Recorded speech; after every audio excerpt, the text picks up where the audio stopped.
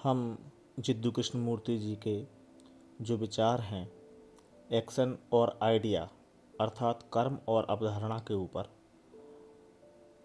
उनको हम यहाँ पर समझते हैं। जिद्दू कृष्णमूर्ति जी के शब्दों को ही हिंदी अनुवाद हमने किया है।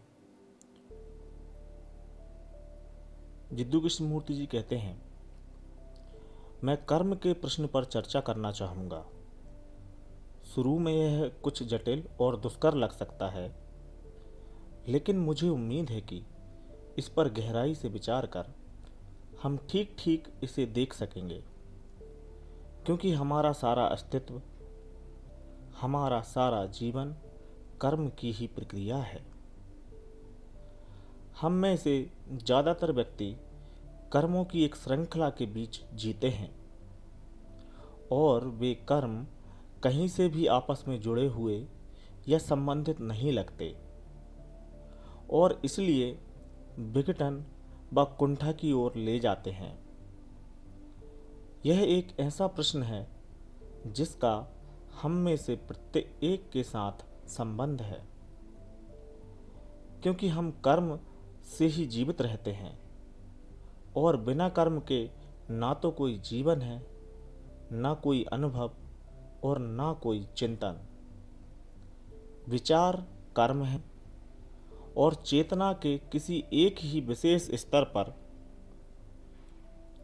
यानी बाहरी स्तर पर कर्म का अनुशीलन करना अर्थात स्वयं कर्म की संपूर्ण प्रक्रिया को बिना समझे बाह्य कर्म में उलझे रहना अनिवार्यतः हमें कुंठा एवं दुख की ओर ले जाएगा। हमारा जीवन कर्मों की एक श्रृंखला है, या ऐसा कहें कि चेतना के विभिन्न स्तरों पर कर्म की प्रक्रिया है। चेतना का अर्थ है अनुभव करना, नामांकित करना अर्थात नाम देना, नेमिंग करना, टर्मिंग करना और स्मृति के रूप में लेखा जोखा रखना। तात्पर्य यह है कि चेतना चुनौती और उसका प्रत्युत्तर है अर्थात चैलेंज और रेस्पॉन्स है, अर्थात अनुभूति है, फिर नामकरण या शब्दीकरण अर्थात नेमिंग और वर्बलाइजेशन, और तब स्मृति के रूप में अभिलेखन अर्थात स्टोर करना, रिकग्निशन करना, संचय करना। यह सिलसिला ही कर्म है। क्या ऐसा नहीं है? चेतना कर्म है और बिना चुनौती एवं प्रत्युत्तर के, बिना अनुभव, नामकरण या शब्दीकरण के, बिना अभिलेखन के जो कि स्मृति है, कोई कर्म संभव नहीं है। कर्म कर्ता को निर्मित करता है। तात्पर्य यह है कि कर्ता का अस्तित्व तभी होता है जब कर्म के सामने कोई परिणाम, कोई लक्ष्य हो। यदि कर्म में परिणाम का कोई सरोकार ना हो तो कर्ता भी नहीं होगा, लेकिन यदि कोई लक्ष्य या परिणाम सामने है तो कर्म कर्ता को निर्मित कर देगा।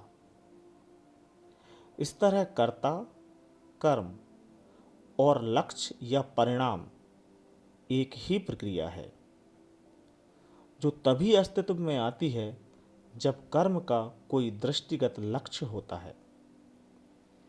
किसी परिणाम के लिए कर्म करना ही संकल्प है, अन्यथा संकल्प का प्रश्न ही कहाँ है।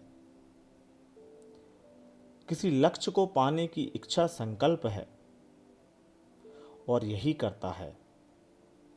यानी मैं कुछ हासिल करना चाहता हूँ, मैं किताबें लिखना चाहता हूँ, मैं धनी होना चाहता हूँ या चित्रकार बनना चाहता हूँ। हम इन तीनों स्थितियों से यानी कर्ता, कर्म और लक्ष्य से परिचित हैं। यही हमारा नित्य प्रति का जीवन है। जो है मैं उसकी ही बात कर रहा हूँ, लेकिन जो है उसे कैसे बदला जाए, यह हमारी समझ में तभी आएगा जब हम उसकी बारीकी से पड़ताल करेंगे, ताकि उस बारे में कोई भ्रम, पूर्वाग्रह या पक्षपात ना रह जाए। अब ये तीन स्थितियां, कर्ता, कर्म और परिणाम, जिनसे हमारा अनुभव निर्मित होता है, निस्संदेह कुछ बनने की प्रक्रिया है। अर्थात ये कर्ता, कर्म और परिणाम जिससे हमारा अनुभव निर्मित होता है, एक्सपीरियंस निर्मित होता है, ये जो पूरी प्रक्रिया है वो निस्संदेह कुछ बनने की, बिकमिंग की प्रक्रिया है। अन्यथा बनने जैसा कुछ नहीं होता या होता है। अर्थात बनने जैसा कुछ नहीं होता है। कृष्णमूर्ति जी पूछते हैं कि ऐसा होता है क्या? यदि कोई कर्ता ना हो और किसी लक्ष्य के लिए कोई कर्म ना हो तो कुछ बनना नहीं हो सकता। लेकिन जो जीवन हम जीते हैं, हमारा नित्य प्रति का जीवन, वास्तव में कुछ बनने की ही प्रक्रिया होता है। मैं निर्धन हूं और धनी होने का लक्ष्य रखकर अपने क्रियाकलाप करता हूं। मैं कुरूप हूं और मैं सुंदर बनना चाहता हूं। इसलिए मेरा जीवन कुछ बनते रहने की प्रक्रिया है। चेतना के अलग अलग स्तरों पर, अलग अलग अवस्थाओं में, जहां चुनौतियां हैं, प्रत्युत्तर है, नामांकन व अभिलेखन की क्रियाएं हैं, वहां जीवित रहने की चाह कुछ बनने की चाह से भिन्न नहीं है। और इस बनने में संघर्ष है, पीड़ा है। क्या ऐसा नहीं है? यह एक अनवरत संघर्ष है। मैं यह हूं और मैं वह बनना चाहता हूं। इसलिए समस्या यह है कि क्या इस बनने की प्रक्रिया के बिना भी कर्म संभव है? क्या बिना इस पीड़ा के, बिना इस सतत संघर्ष के कर्म नहीं हो सकता है? यदि कोई लक्ष्य नहीं है तो कर्ता भी नहीं है, क्योंकि लक्ष्य के साथ कर्ता भी आ जाता है। अतः बिना किसी लक्ष्य के और इस प्रकार बिना किसी कर्ता के क्या कोई कर्म हो सकता है? यानी परिणाम इच्छा के बिना ऐसा कर्म कुछ बनना नहीं होगा और इसीलिए वह किसी प्रकार का संघर्ष भी नहीं होगा। अनुभवकर्ता और अनुभव के बिना भी कर्म की अनुभूति की स्थिति होती है। यह बात दार्शनिक लग सकती है, लेकिन वास्तव में है बड़ी सरल। अनुभव करने के क्षणों में आपको अनुभव से अलग किसी अनुभवकर्ता का बोध नहीं होता। वहां आप बस अनुभव करने की अवस्था में होते हैं। एक बड़ा सरल उदाहरण लीजिए। आप क्रोध में हैं। क्रोध के उस क्षण में ना तो अनुभव करता है और ना अनुभव, केवल अनुभूति है। अर्थात ना तो कोई एक्सपीरियंसर है, फीलर है, और ना ही कोई फीलिंग या एक्सपीरियंस है। केवल एक्सपीरियंसिंग है, बस अनुभव करना है। लेकिन जैसे ही उस क्षण से आप बाहर आते हैं, अर्थात अनुभव करने के तुरंत बाद, तो अनुभव करता भी होता है और अनुभव भी करता भी होता है और फल की अभिलाषा से किया गया कर्म भी। इसका मतलब है क्रोध को आप दबाना चाहेंगे या उससे छुटकारा पाना चाहेंगे। हम इस अवस्था में अनुभूति की इस स्थिति में बार बार लौटते हैं, लेकिन हर बार हम उससे बाहर चले आते हैं और उसे कोई शब्द, कोई नाम देकर स्मृति में बिठा लेते हैं और इस प्रकार कुछ बनना जारी रखते हैं। यदि हम कर्म को उस शब्द के मूलभूत अर्थ में समझ पाएं, तो यह गहरी समझ हमारी सतही क्रियाओं को भी प्रभावित करेगी। लेकिन पहले हमारे लिए कर्म की मूलभूत प्रकृति को समझना आवश्यक है। तो क्या कर्म किसी मत या अवधारणा के द्वारा, विचार के द्वारा पैदा होता है? क्या आपको विचार पहले आता है और तब क्रिया होती है, अथवा कर्म पहले होता है और चूंकि वह द्वंद्व ले आता है, आप इसके इर्द गिर्द एक विचार बना लेते हैं? क्या कर्म कर्ता को निर्मित करता है या कर्ता पहले आता है? यह समझना बड़ा आवश्यक है कि इनमें से कौन पहले आता है। यदि विचार पहले होता है तो कर्म उस विचार का अनुसरण भर होता है और इसलिए वह कर्म नहीं होता, बल्कि अनुकरण, विचार का प्रभाव होता है। इस बात का समझ में आना बड़ा जरूरी है, चूंकि हमारा समाज मुख्यतः बौद्धिक या शाब्दिक स्तर पर रचित है। हम सभी में विचार ही पहले आता है और तब कर्म उसका अनुगमन करता है। उस अवस्था में कर्म किसी विचार का शक रह जाता है और निश्चित ही केवल विचारों, अवधारणाओं को रचते रहना कर्म के लिए हानिकारक होता है। विचार दूसरे विचारों को जन्म देता है और जब केवल विचारों का ही जन्म होता है तो मतभेद उत्पन्न होता है और समाज उद्भावना, विचारणा की बौद्धिक प्रक्रिया के कारण असंतुलित हो जाता है। हमारी सामाजिक संरचना अत्यधिक बौद्धिक है।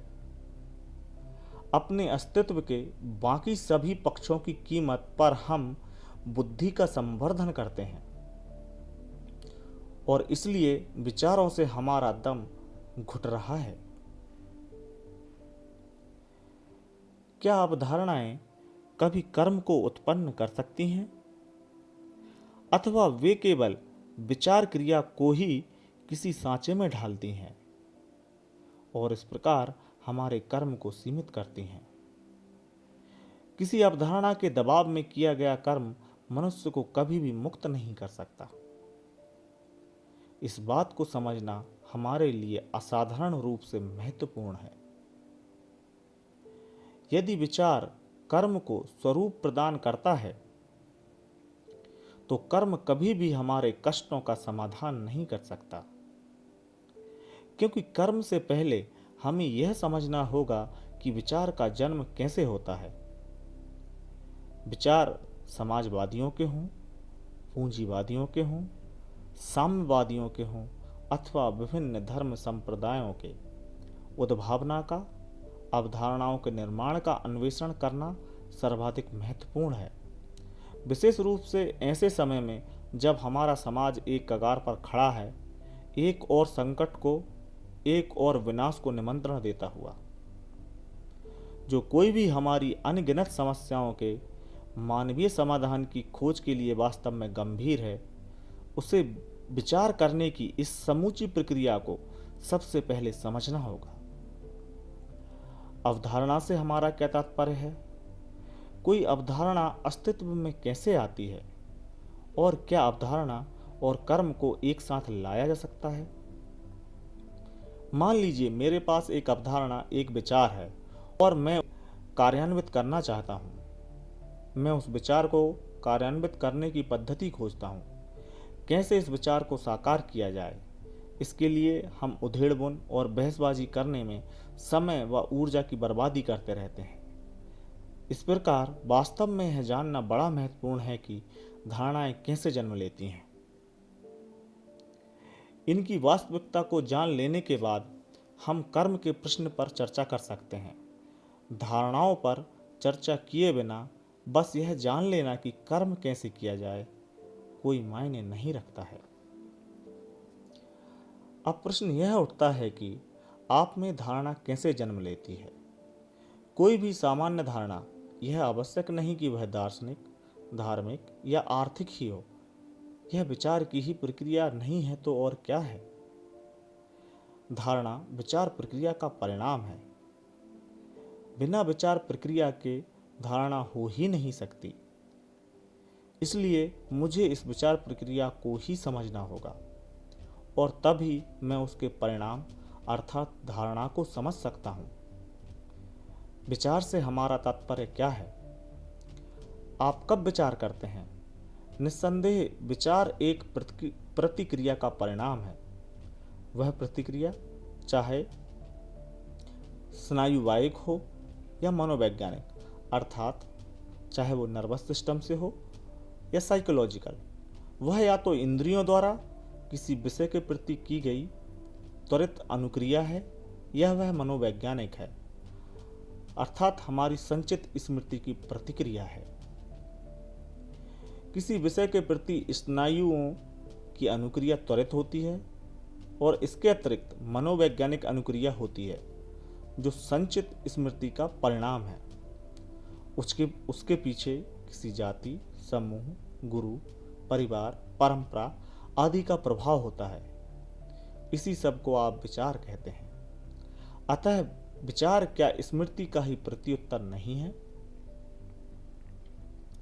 यदि आपके पास स्मृति ना होती तो विचार भी ना होते। किसी अनुभव के प्रति स्मृति का प्रत्युत्तर ही विचार प्रक्रिया को कार्यरत करता है। मान लीजिए, उदाहरण के लिए मैं अपने को हिंदू कहता हूँ और मेरे पास राष्ट्रवाद की संचित स्मृतियाँ हैं। विगत अनुक्रियाओं, कर्मों, निष्कर्षों, परंपराओं और रीति रिवाजों की स्मृतियों का यह भंडार किसी मुसलमान, बौद्ध या ईसाई की चुनौती का प्रत्युत्तर देता है। इस चुनौती के प्रति स्मृति का यह प्रत्युत्तर अनिवार्यतः विचार प्रक्रिया को जन्म देता है। अपने अंदर कार्यरत इस विचार प्रक्रिया को आप सावधानी से देखेंगे तो इस सच्चाई की परख अपने आप हो जाएगी। किसी ने आपका अपमान किया है और वह आपकी स्मृति में रहता है। वह आपकी पृष्ठभूमि का अंश बन जाता है। जब आप अगली बार उस व्यक्ति से मिलते हैं जो कि एक चुनौती है, तो उस अपमान की स्मृति ही आपका प्रत्युत्तर ही है। इस प्रकार स्मृति का यह प्रत्युत्तर जो कि विचार प्रक्रिया है, धारणा को जन्म देता है। अतः धारणा सदा संस्कारबद्ध होती है, अर्थात कंडीशन्ड होती है, और यह समझ लेना आवश्यक है। इसका अर्थ यह हुआ कि धारणा विचार प्रक्रिया का परिणाम है। विचार प्रक्रिया स्मृति का प्रत्युत्तर है और स्मृति सदा संस्कारबद्ध होती है।